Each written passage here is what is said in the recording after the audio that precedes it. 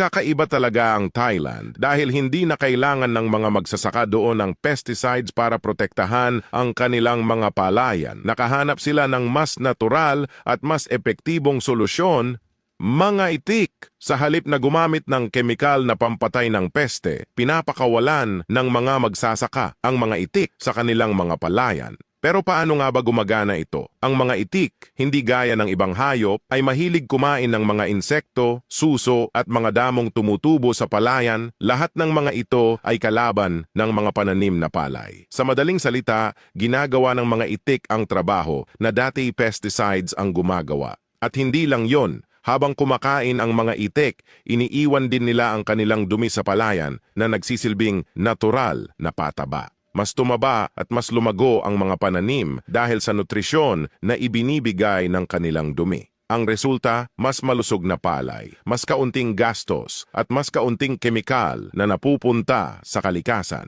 Dagdag pa, maaari ring pagkakitaan ng mga magsasaka ang itlog at karne ng itik. Kaya ito'y hindi lang sustainable farming, kundi dagdag kita pa para sa kanila.